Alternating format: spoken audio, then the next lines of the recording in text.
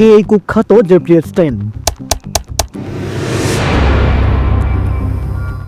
Jeffrey Epstein ছিলেন মার্কিন ধনকুবের ও অর্থলগ্নিকারী, কিন্তু বিশ্বজুড়ে পরিচিতি পেয়েছেন ভয়ঙ্কর যৌন অপরাধের অভিযোগে। এপস্টাইন এর জন্ম নিউ ইয়র্কে। শুরুতে গণিত ও পদার্থবিজ্ঞানের শিক্ষক, পরে ওয়াল স্ট্রিটে বিনিয়োগ এবং ব্যবসায় প্রবেশ। 1982 সালে নিজস্ব প্রতিষ্ঠান জে এপস্টাইন অ্যান্ড কোম্পানি গড়ে তোলেন। বিলিয়নিয়ার গ্রাহকদের অর্থ ব্যবস্থাপনার মাধ্যমে বিপুল সম্পদের মালিক হন তিনি। 2000-এর দশক থেকে এপস্টাইনের বিরুদ্ধে অভিযোগ ওঠে তিনি অপ্রাপ্তবয়স্ক মেয়েদের নিয়ে যৌন নিপীড়ন ও পাচারের বিশাল নেটওয়ার্ক পরিচালনা করতেন।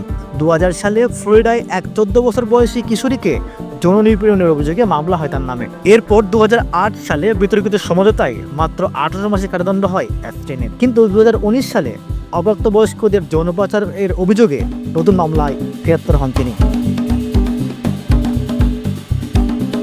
2019 সালের আগস্ট মাসে নিউ ইয়র্ক কারাগারে এপস্টাইনের মৃত্যু হয়। সরকারি ভাষ্য মতে আত্মহত্যা করেছেন জেফ্রি এপস্টাইন, তবে ঘটনাটি আজও রহস্যঘেরা। এপস্টাইনের সঙ্গে যোগাযোগ ছিল বহু প্রভাবশালী ব্যক্তির, রাজনীতিবিদ, ব্যবসায়ী ও সেলিব্রিটিদের। Donald Trump, Bill Clinton, Prince Andrew সহ অনেকের নাম আলোচনায়, যদিও অধিকাংশই অপরাধে জড়িত থাকার অভিযোগ অস্বীকার করেছেন। 2025 সালে মার্কিন Congress Epstein files transparency act পাশ করে। এর ফলে লাখ লাখ পৃষ্ঠা নথি প্রকাশিত হয়, যা এপস্টাইনের অপরাধ জগতের ভয়াবহ চিত্র সামনে আনে। জেফ্রি এপস্টাইন শুধু একজন ধনী ব্যবসায়ী নন, তিনি ক্ষমতা, অর্থ আর প্রভাবের আড়ালে গড়ে তোলা ভয়ঙ্কর যৌন অপরাধ সাম্রাজ্যের প্রতীক। তার মৃত্যু হলেও ভুক্তভোগীদের ন্যায় বিচার লড়াই এখনো চলছে।